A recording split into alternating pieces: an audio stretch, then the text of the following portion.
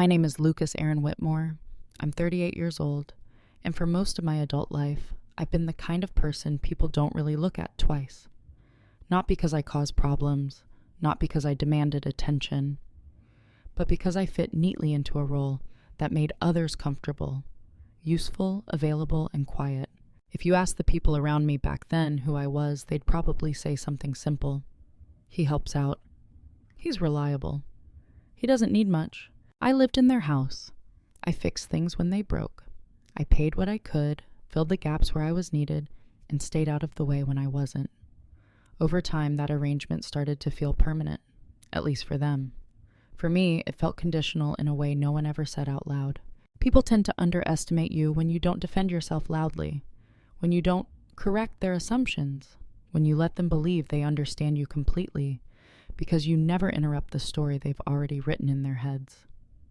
I learned that early, and for a long time I accepted it as the price of peace. This isn't a story about revenge. It's not about proving anyone wrong in a dramatic way, and it's not about becoming someone unrecognizable overnight. It's about what happens slowly, quietly, when you realize that the place you're standing in is not the place you're meant to remain, and that no one is going to announce when it's time for you to leave. There was a moment, not loud, not explosive, when I understood that the people around me didn't see me as someone building a future. They saw me as part of the background, something stable enough to lean on, but not solid enough to respect. And once that understanding settled in, I stopped trying to change their minds. Instead, I changed my direction. While they mocked me, casually and indirectly, I built my future in silence. While they assumed I had nowhere else to go, I was quietly learning how not to need permission. And while they believed the house they controlled defined my limits, I was discovering what I could build without them. This story will move slowly, because that's how real change happens.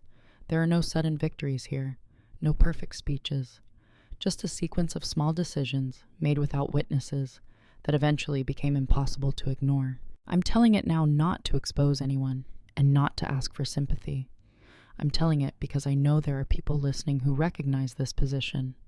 The one where you give more than you're seen, where silence is mistaken for weakness, and where leaving feels riskier than staying. So before we go any further, let me ask you something, gently, without judgment. Have you ever realized that the people closest to you only valued you when you stayed exactly where they placed you? To understand what happened later, you need to understand who I was to them first. Not who I thought I was, but how I existed in their eyes. I wasn't introduced as family. I wasn't introduced as a guest. I wasn't even introduced as temporary.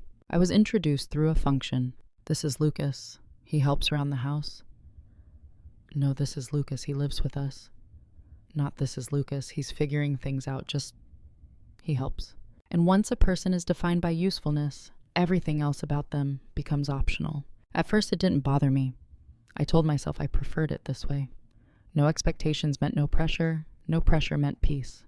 I was the one who woke up early, fixed the loose hinge, and handled the quiet problems before they became loud ones. I made myself easy to live with, because being easy felt safer than being seen. They trusted me with tasks, but not with decisions. They relied on me, but didn't consult me. They appreciated outcomes, not effort, and slowly, subtly, that distinction hardened. Conversations happened around me, not with me. Plans were discussed as if I were furniture, present, useful, but not participating. When something needed to be done, my name came up immediately. When something needed to be decided, it never was. If I'm being honest, I helped train them to see me that way. I rarely pushed back. I nodded. I said no problem, even when it was. I absorbed the inconvenience quietly and told myself it was temporary. I convinced myself that patience would eventually turn into respect. But patience, when misunderstood, often turns into permission. I noticed it in small ways first. A joke that landed a little too comfortably at my expense. A comment about my simple situation. A casual assumption that I'd always be available because, well, what else was I doing? No one said I was failing. They didn't need to. Their tone did the work for them. There's a particular kind of invisibility that comes from being consistently dependable. When you never break, people forget you can feel pressure. When you never complain, they assume there's nothing to complain about. When you don't demand space, they assume you don't need any. I became the person they felt safe overlooking. And the strange part was, on the surface, things looked fine. The house ran smoothly. Conflicts were rare. I wasn't mistreated in any obvious way. But underneath, there was a quiet imbalance growing, one I couldn't quite name yet. I wasn't moving forward in their story. I was maintaining theirs. Every time I thought about doing something different, learning something new, working on my own plans, spending time away, there was an unspoken friction. Not resistance exactly, more like surprise, as if the idea itself didn't fit the version of me they'd settled on. Why? What for? You're good where you are. Those words sound supportive until you realize what they really mean. Stay predictable. I started noticing how often we didn't include me, how often later never came, how often my future was spoken about as if it were small, contained, already decided, and still I stayed quiet. Not because I agreed, but because I didn't yet trust myself enough to leave the role I'd mastered. Being invisible had become familiar. Familiar felt safe. Safe felt survivable. What I didn't understand yet was this. Survival and growth rarely coexist in the same place. At that stage, I wasn't angry. I wasn't plotting. I wasn't even disappointed in a clear way. I was something softer and more dangerous. Resigned. I accepted their perception of me because challenging it felt like it would cost more than it was worth. I didn't know then that this was the beginning, not of conflict, but of awareness. Because once you see the box someone has placed you in, you can't unsee it. And even if you stay inside for a while longer, something in you has already started measuring the walls. The first moment didn't arrive with any weight to it. No raised voices, no slammed doors. It was so ordinary that if I hadn't been paying attention, I might have forgotten it entirely. That's how the small cuts work. They don't announce themselves. It happened on a weekday afternoon. I remember, because the house was unusually quiet. I'd just finished fixing a leak under the sink. Nothing dramatic, just one of those slow drips that becomes a problem if you ignore it long enough. I wiped my hands, stood up, and mentioned, casually, that the pipe would probably need replacing in a few months. One of them looked at me and smiled, not unkindly, just dismissively. "Oh, don't worry about that," they said. "That's the kind of thing we'll handle later. You don't really need to think about long-term stuff like that." They laughed softly after saying it, as if to signal it wasn't serious, as if it were just a harmless comment. No one else reacted. The conversation moved on. I stood there for a second longer than necessary, then nodded and went back to cleaning up. Outwardly, nothing had changed. Inside, something registered. It wasn't what they said. It was what they assumed. That long-term thinking wasn't mine to worry about. That I was operating in the present only. That my role stopped at maintenance, not foresight. I didn't challenge it. I didn't correct them. I told myself it wasn't worth reading into. People say things thoughtlessly all the time. I've been telling myself that for years. But later that night, lying in bed, the comment came back to me. Not sharply, more like a dull echo. And when I replayed it, I realized something uncomfortable. No one had asked what I was planning long-term. No one ever had. They talked about renovations, investments, future moves, all around me, without once checking whether I was included in that timeline. I existed in their present tense. Useful now. Undefined later. That was the cut. Small, clean, easy to ignore. After that, I started noticing others like it. Not because they increased suddenly, but because I had become aware enough to see them. A decision was made about the house without mentioning it to me, even though I'd be the one implementing it. A schedule changed, assuming I'd adjust. A conversation about people who don't really have ambition, said lightly, while I was in the room. No one meant harm, I'm certain of that. But meaning well doesn't prevent harm when awareness is missing. What stayed with me wasn't anger, it was clarity. I realized that to them, my silence wasn't interpreted as humility or patience. It was interpreted as confirmation. Confirmation that they understood me fully, that I was content where I was, that I didn't need to be consulted because I had nothing at stake beyond the day-to-day. And the most unsettling part? Everyone else ignored it because it didn't affect them. There's a particular loneliness that comes from being the only one who feels a shift in the air. When something changes subtly in how you're seen, and everyone else keeps moving as if nothing happened, You start questioning your own perception. I asked myself if I was being sensitive, if I were projecting, if this was just pride looking for a reason to be hurt. So I did what I'd always done. I stayed quiet. I told myself that if it mattered, it would happen again in a clearer way. Something unmistakable, something undeniable. What I didn't understand yet was that clarity rarely arrives all at once. It accumulates. That first small cut didn't bleed. It didn't scar. But it marked the place where my awareness began. From that point on, I started remembering things differently. Comments I'd brushed off before now had context. Patterns I'd ignored started connecting. It wasn't that they suddenly treated me worse. It was that I stopped cushioning the impact with excuses. And once you stop explaining away the behavior of others, you're forced to confront a harder truth. Not everyone is obligated to see you more clearly than you allow yourself to be seen. That night, I wrote something in my notebook, just one line. Pay attention to what people assume you'll tolerate. I didn't know yet where that sentence would lead me. I only knew that something had shifted. Not in them, but in me. And once that happens, the quiet becomes louder than words. Once you notice something once, you can't help but see it again. After that first small cut, nothing dramatic followed.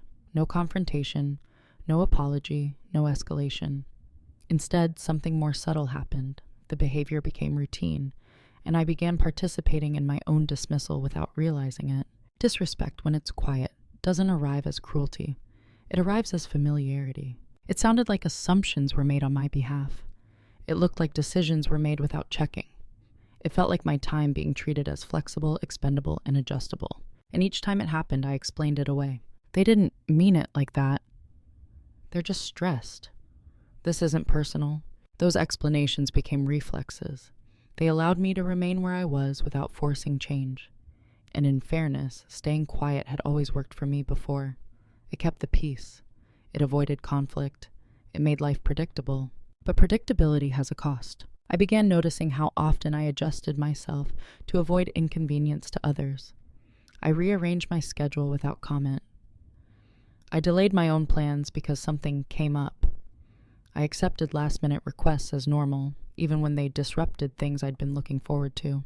No one forced me. No one threatened me. I volunteered compliance because it felt easier than asserting boundaries I wasn't sure I was allowed to have.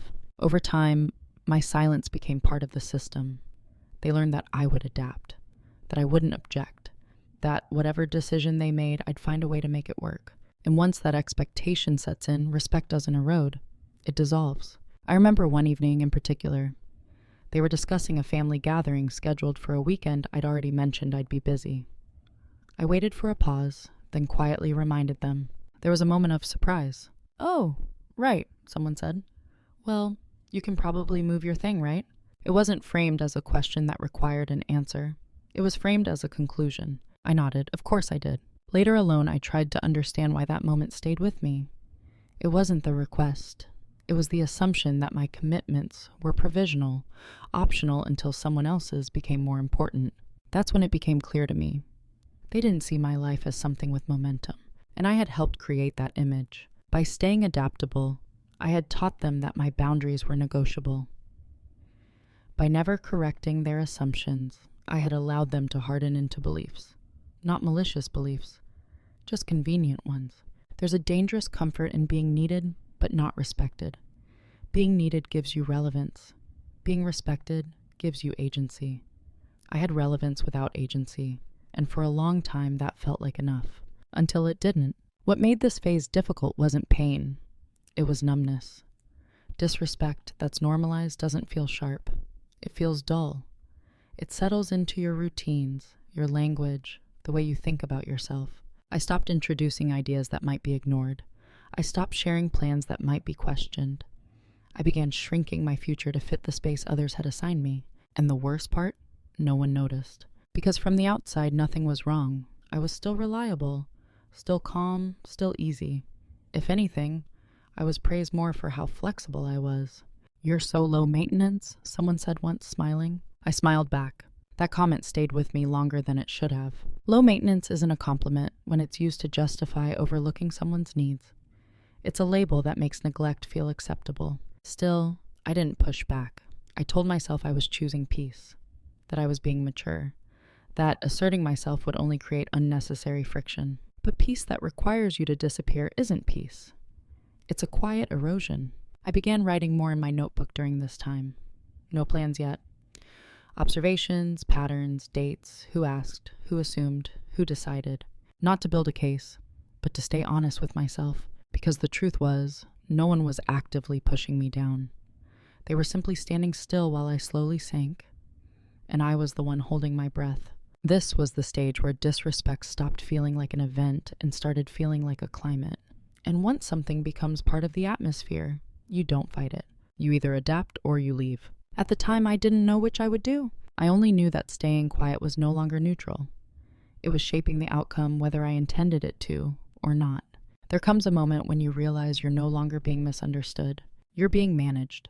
It didn't happen all at once. There was no meeting, no announcement, just a gradual narrowing of how I was spoken to, what I was trusted with, and where I was expected to stay. My role had been decided, and it wasn't evolving. I was the dependable one, the filler, the person you call when something needs handling, but not when something needs imagining. They didn't say it directly, but their behavior said it consistently. This is where you belong. I noticed how often responsibility flowed downward, but authority never did. I could be tasked with coordinating things, but never shaping them. I could be given problems to solve, but I was never asked what problems should be addressed in the first place. Even my presence in the house reflected it. I had access, but not ownership. I was welcome, but not rooted. My space was functional, not personal, temporary, even though no end date had ever been discussed. And in quiet ways, I was reminded of that. A room reconfigured without asking me. Rules adjusted casually, as if they'd always existed. Conversations stopped when I entered, not because they were secret, but because they weren't meant to include me. That's when I understood. I wasn't overlooked by accident. I was being kept in a specific lane. Reliable, useful, invisible. The strange thing was how calm everyone seemed about it. There was no hostility, no tension. They weren't trying to hurt me. They simply couldn't imagine me outside the role they'd assigned. And because I hadn't challenged it early, it now felt natural to them.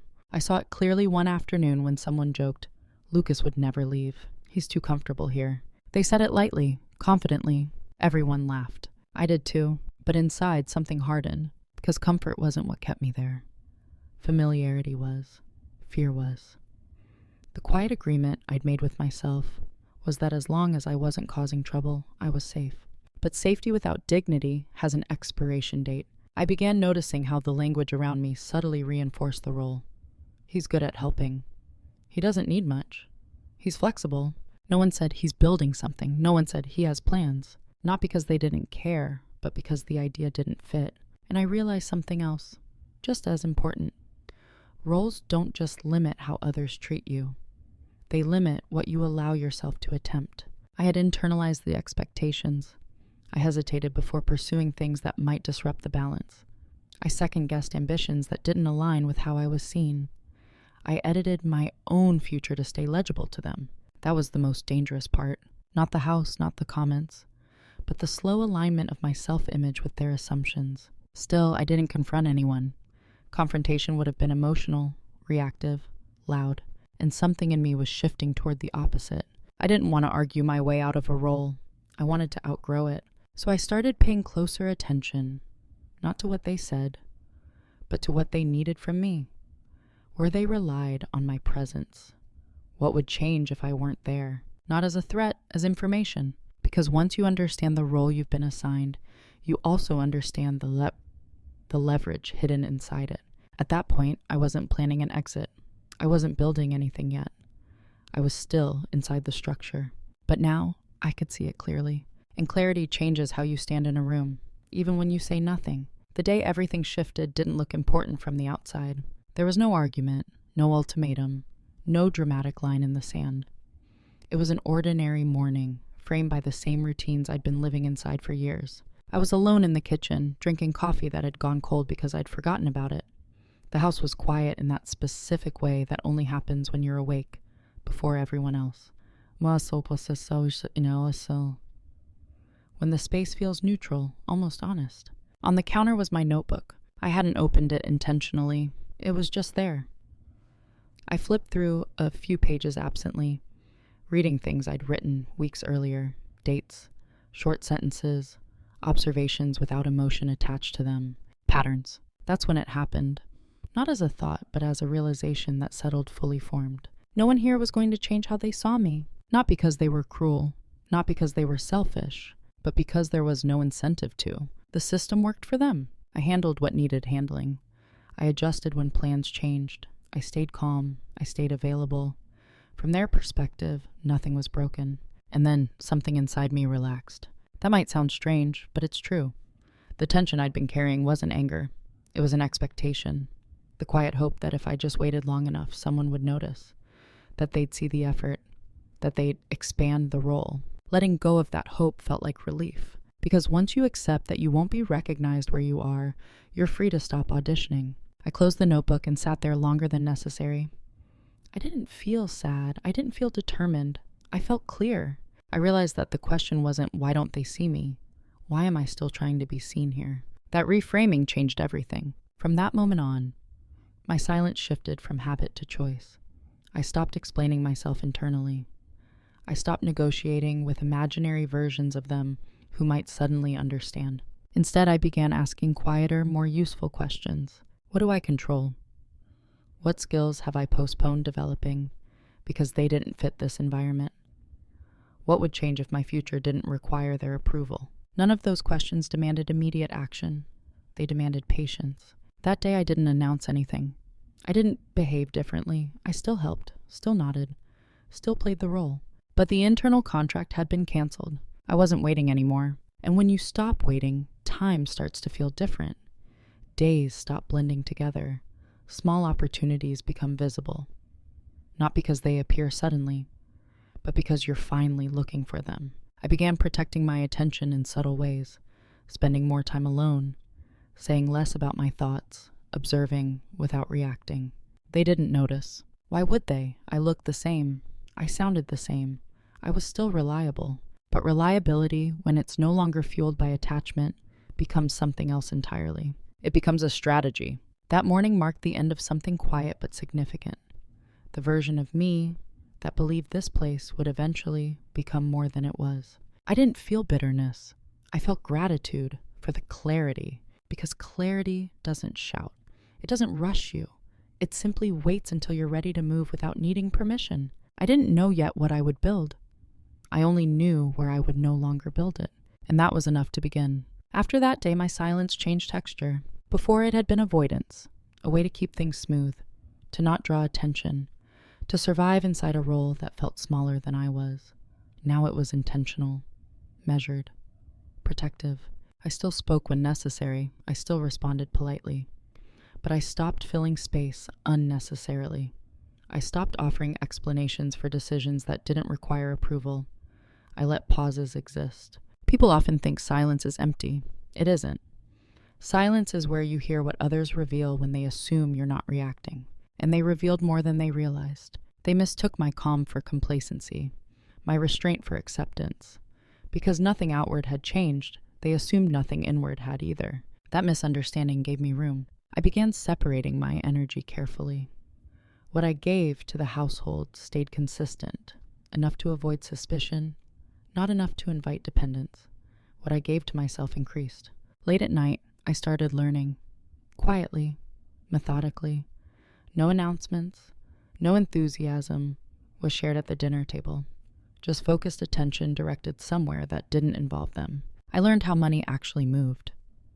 Not in theory, in systems. How leverage worked.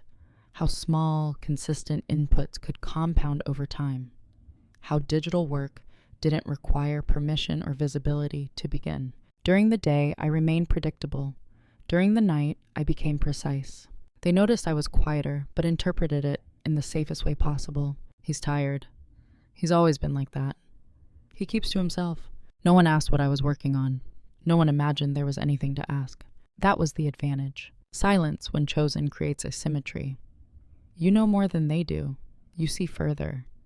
And because you're not announcing your trajectory, no one tries to correct it. I also began practicing something else. Emotional non-reactivity. When comments landed awkwardly, I let them pass. When jokes brushed too close, I didn't stiffen. I observed the pattern instead of absorbing the sting, not because I was numb, but because I was no longer invested in changing their behavior. That detachment created a subtle shift in power. They felt it, even if they couldn't name it. Conversations changed tone. Assumptions became slightly less confident, but still, no one asked questions. They didn't see strategy. They saw withdrawal, and withdrawal, in their minds, confirmed the role. Quiet, limited, unambitious. I let them believe it. There's a misconception that growth requires visibility, that if you're doing something meaningful, people should notice. But some of the most decisive changes happen in conditions of near invisibility. I stopped sharing plans because plans invite opinions. I stopped sharing progress because progress invites comparison. I let my work remain unvalidated because I didn't need validation from a system I was exiting. What I needed was alignment. This phase wasn't exciting. It was repetitive, solitary, unimpressive from the outside, but it was stable. And stability, when you're rebuilding internally, matters more than excitement. I wasn't trying to prove anything. I was trying to build something that couldn't be taken away once it existed. That's the quiet advantage of silence as a choice. It denies others the opportunity to interfere. They continued living as if nothing had changed, as if I were still fully inside the structure, as if my future was still adjacent to theirs. But internally, I had already stepped outside, and from there the work became clearer. What they never noticed wasn't effort. It was a direction. From the outside, my days looked the same. Same wake-up time, same routine, same quiet presence moving through the house, fixing what needed fixing, staying out of the way when nothing did. But beneath that surface, everything had changed. I wasn't just learning randomly. I was documenting, tracking what worked, what didn't, treating my time like a resource instead of something that exists to be filled by other people's needs. The notebook stopped being a place for observations and became a place for systems. I wrote down skills I could build without credentials, ways value moved online without permission, how anonymity could be an advantage instead of a limitation. I wasn't chasing shortcuts. I was building foundations. Every night, I committed to small, repeatable actions, not because they felt meaningful in the moment, but because they accumulated quietly. They never saw that part. They didn't see me studying financial structures instead of scrolling. They didn't see me learning how to position work so it didn't rely on proximity or approval. They didn't see me designing an exit that didn't require conflict, because why would they look? In their minds, I was stable, contained, settled. That assumption gave me the most valuable thing a person in my position can have: time without scrutiny. I also began preparing in less visible ways. I reduced my footprint in the house. Fewer personal items, less emotional investment in shared routines. I started organizing documents, digitizing what mattered, separating what was mine from what wasn't. Not because I was planning to leave imminently, but because I was preparing to leave cleanly. I learned to think in terms of leverage instead of effort, where a small move could create a disproportionate impact, where dependence existed, where my absence would be felt, not emotionally, but structurally. And that's what people misunderstand about quiet preparation. It isn't fueled by anger, it's fueled by accuracy. I wasn't rehearsing speeches, I wasn't fantasizing about moments of recognition. I was making sure that when the time came, I wouldn't need to explain myself. What surprised me most was how invisible growth really is when no one is expecting it. They commented once that I seemed comfortable lately, that I'd settled into the role. I nodded, because comfort was what they understood. They didn't notice that my questions had changed, that I was no longer asking if something was possible, but how it scaled, that my focus had shifted from short-term stability to long-term autonomy. They didn't notice the discipline. Discipline doesn't announce itself. It doesn't ask for credit, it just repeats. I also stopped reacting emotionally to future talk. When they spoke about plans that didn't include me, I didn't feel the old tightening in my chest. I listened with the calm of someone whose future was no longer dependent on being included. That calm is deceptive. People assume you're at peace with your place when you're actually preparing to leave it entirely. Looking back, this was the most important phase. Not because of what I built externally, but because of what I stopped needing internally. I stopped needing their validation. I stopped needing clarity from them. I stopped needing a signal that it was okay to want more. All of that had been internal permission, and I had finally given it to myself. They never noticed the shift because it didn't disrupt their world, but it was quietly constructing mine. The reveal didn't happen in front of anyone. There was no moment where I leaned back in my chair and thought, I've made it. No surge of adrenaline, no urge to tell someone. It happened quietly, the way most real turning points do, when enough small confirmations align into something undeniable. I was reviewing numbers late one night. Nothing dramatic, just patterns on a screen and notes beside my notebook. I'd been doing this long enough that I wasn't guessing anymore. I was measuring. That's when I saw it. Not success on leverage. For the first time, I understood that what I was building didn't require proximity. It didn't require permission. And most importantly, it didn't require me to stay where I was out of fear. The realization was calm, almost clinical. If I stopped tomorrow, the system would still function. If I left quietly, nothing would collapse on my side. If I needed space, I could afford it, emotionally and practically. That was the reveal. Not that I was winning, but I was no longer trapped. I sat there longer than necessary, not celebrating, not smiling, just letting the clarity settle. Because clarity, once it arrives, changes how you interpret everything that came before it. The comments, the assumptions, the role. They hadn't limited me. They had distracted me. And now, the distraction was gone. What surprised me was how little I wanted to share it. There was no urge to correct anyone's perception. No desire to rewrite the narrative in real time. I didn't want recognition. I wanted completion. I understood then why so many transitions fail. People announce them too early. They invite opinion into something that isn't finished. They look for acknowledgement before stability. I didn't. I treated the reveal like a private contract with myself. Evidence that my patience hadn't been misplaced. That the silence had served a purpose. From that point on, my behavior became even more controlled. I didn't change routines. I didn't hint at plans. I didn't withdraw dramatically. I simply stopped imagining futures that involved staying. That internal shift affected everything. When requests came in, I evaluated them differently. Not emotionally, structurally. Did this increase dependence? Did it cost more than it returned? Did it assume permanence? If it did, I adjusted. They still didn't notice, because from their perspective, nothing had changed. The house still ran. I still helped. I still nodded. But now, there was a clear endpoint in my mind. Not a date, but a condition. When preparation is complete, action becomes inevitable. The reveal wasn't exciting, it was grounding. It told me that I could move when I chose. Not in reaction, not in anger, not under pressure, but deliberately. And once you know that, the waiting stops feeling heavy. It starts feeling strategic. The decision didn't arrive with urgency. It arrived as a comparison. Once you know you can leave, staying becomes a choice. And every choice invites evaluation. I began noticing the contrast between the life I was quietly building and the life I was still maintaining. One expanded me, the other kept me useful. And the gap between them was growing. I didn't rush to act. I laid out the options carefully, the way you do when you don't want to confuse impulse with clarity. Option 1 was the most familiar.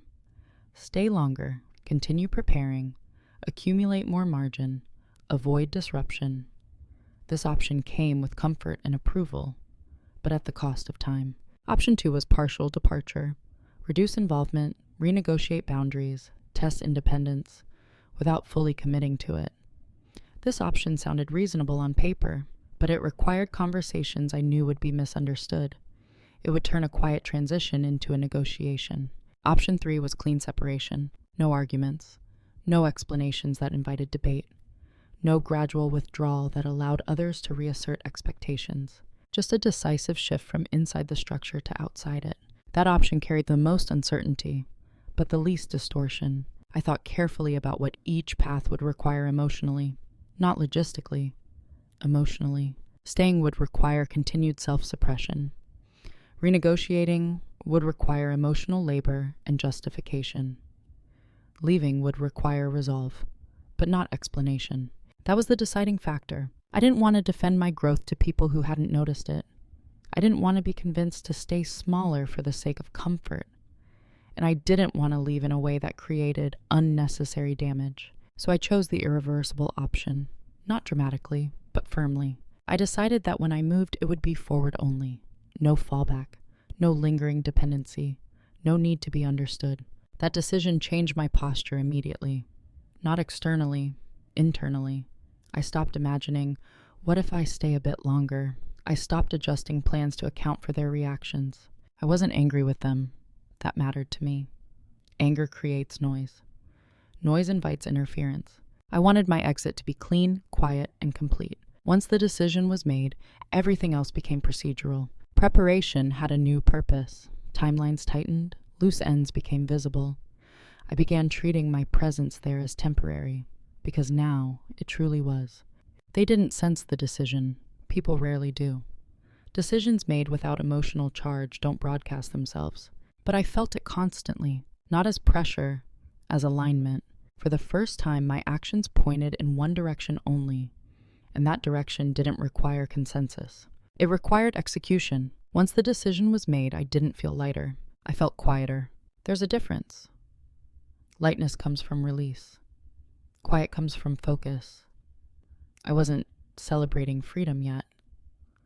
I was executing a transition that needed to be invisible until it was complete.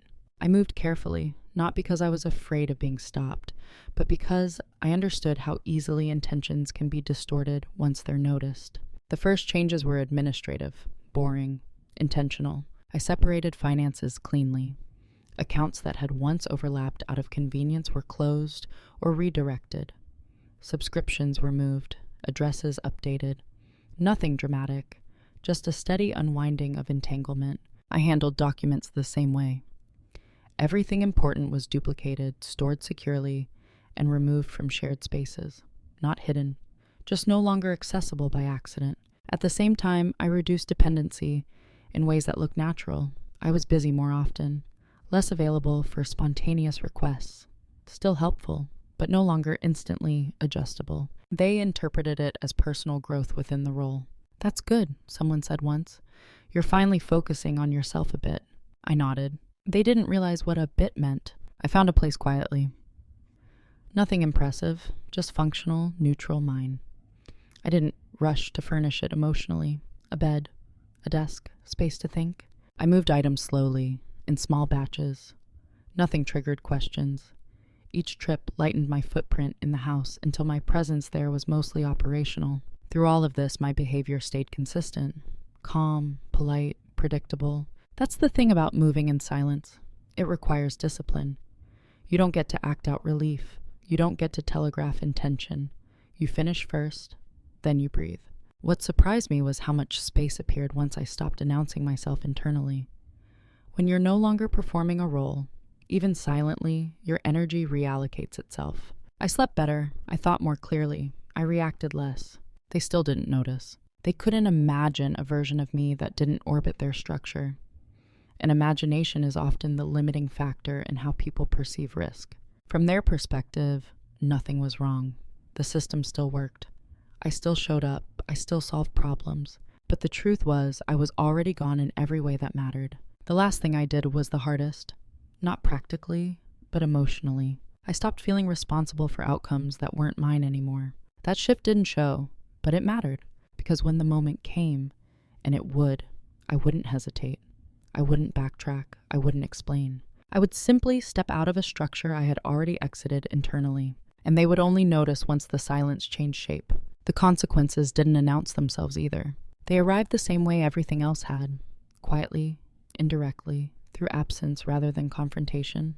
At first, it showed up as an inconvenience. Something didn't get done on time. A routine slipped. A small problem lingered longer than usual.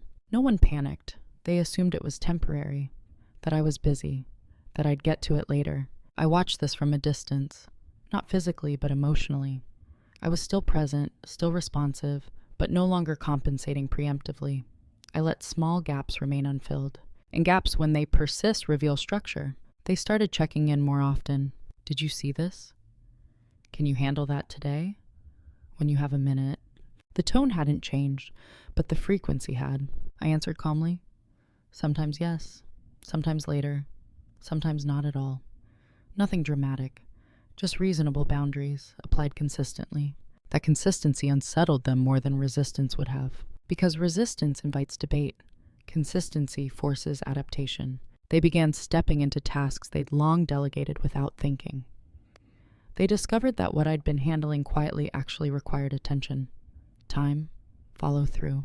It wasn't painful yet, just uncomfortable. Then came the assumptions breaking down. Plans were made that depended on my availability, and for the first time, I didn't adjust. I stated conflicts simply, without apology. The room paused longer than usual. "Oh," someone said. "Okay, we'll figure something out." They weren't upset, just surprised. Surprise turned into recalibration. They started coordinating more, asking questions they'd never asked before, trying to understand logistics they'd never needed to. Not because they missed me, but because they missed the stability I provided. That distinction matters. I noticed something else during this phase. They still didn't connect these changes to my leaving. Their minds went everywhere except that possibility. People rarely anticipate loss when it's been normalized away. From their perspective, I was still part of the environment, a constant. You don't prepare for the floor to disappear under something you assume is load-bearing. And I didn't correct them. I didn't hint. I didn't warn. Warnings feel generous, but they often delay inevitability and invite pressure. I wasn't interested in being persuaded to stay functional for the sake of comfort. What surprised me most was my own reaction. I didn't feel vindicated. I didn't feel guilty. I felt observant. I saw clearly how much invisible labor I'd been carrying, not because it was impossible for them to do, but because it had been convenient for them not to. And now, without that convenience, the system felt different. More effort, more coordination, more friction. Nothing was broken, but nothing was smooth. And smoothness, I realized, had been my contribution all along. As the days passed, the adjustments continued. More check-ins, more last-minute reshuffling. Small signs of strain, not emotional, but operational. Still, no one asked the obvious question, because asking it would require acknowledging something they hadn't imagined, that I was no longer oriented towards staying. An orientation once changed doesn't reverse. I stayed calm, I stayed polite, I stayed detached. The consequences had begun. Not as punishment, not as collapse, but as a quiet reckoning with absence. An absence, unlike conflict, cannot be argued with. The moment they realized something was wrong didn't come with drama. It came with urgency, not the loud kind, the strained, inefficient kind that appears when systems start failing quietly, and no one knows exactly why. Schedules became reactive, conversations grew shorter, decisions that used to happen smoothly now require backtracking. I could feel it in the way they spoke to each other. Clipped, uncertain, slightly rushed. They were no longer assuming things would work out. They were trying to make them work. That's when the question started changing. Can you do this, but are you available? Not when you get a chance. But we really need this handled. There was a new tone underneath the words. Concern. Someone finally asked me, half jokingly, "You're not planning on disappearing on us, are you?" I looked up, met their eyes, and smiled lightly. "No," I said, "I've just been busy." It wasn't a lie. It just wasn't the whole truth. From that point on, they tried to stabilize things. They offered small gestures, appreciation that arrived late, flexibility that had never been extended before. There were subtle attempts to pull me back into the center of things. "We really rely on you. You're such a big help around here. We don't know what we'd do without you." Those words would have mattered once. Now they sounded like inventory checks. They weren't seeing me. They were seeing the cost of my absence. That distinction became painfully clear when someone suggested making things more official. More structure, more responsibility, no mention of autonomy, no mention of growth, just reinforcement of the role with better language. It was too late. You can't renegotiate a position once the other person has already decided to leave it. Any attempt to do so feels like containment, not collaboration. What struck me most was the lack of curiosity. No one asked what I wanted. No one asked what I was building. No one asked why I seemed different. They were trying to restore a function, not understand a person. And that told me everything I needed to know. I stayed calm. I stayed respectful. I didn't correct assumptions or offer reassurance. I didn't escalate or withdraw dramatically. I simply didn't reattach. Because reattachment would have meant abandoning the clarity I'd earned. At this stage, their concern turned into something close to panic. Not emotional panic, but logistical. They began exploring alternatives, talking about outsourcing, rearranging responsibilities. They were preparing too late for a system that no longer included me. And here's the quiet truth. I didn't feel satisfaction. I felt distance, not coldness, distance. The kind that comes when you've already stepped into a future that no longer overlaps with your past. They were trying to fix what they thought was breaking. What they didn't realize was that nothing was breaking. It was ending, and endings, once internally complete, cannot be reversed by urgency. The conversation happened on an ordinary evening. No one sat me down formally. No one raised their voice. It began the way many things had in that house. Indirectly, cautiously, as if circling a truth everyone could feel but no one wanted to name. Someone asked if I had a minute. We stood in the living room, the same space where so many decisions had been made without me. The tone was careful, concerned, slightly strained. They asked how I was doing. I answered honestly but simply, "I'm good."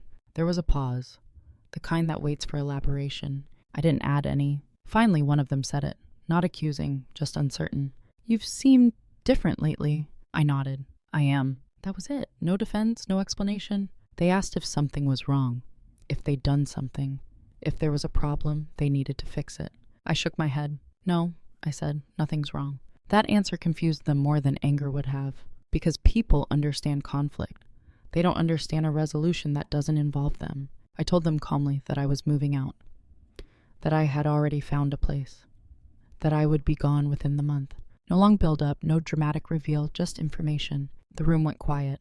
They asked why, not sharply, almost gently, and this was the only moment where I chose my words carefully. "I've outgrown this place," I said, "and I don't think staying longer would be honest, for you or for you." There was no accusation in that sentence, no blame, just a fact.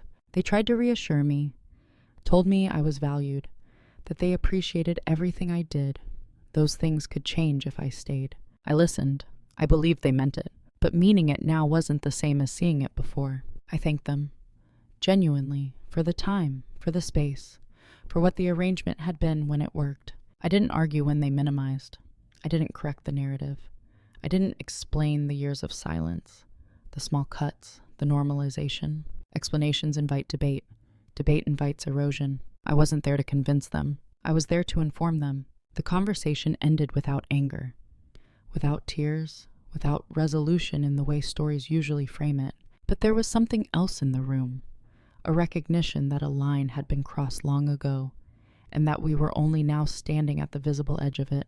I walked away from that conversation calm, not because I didn't feel anything, but because nothing inside me was unresolved anymore. I don't tell this story from a place of triumph. There was no dramatic arrival on the other side, no applause waiting when I closed that door for the last time.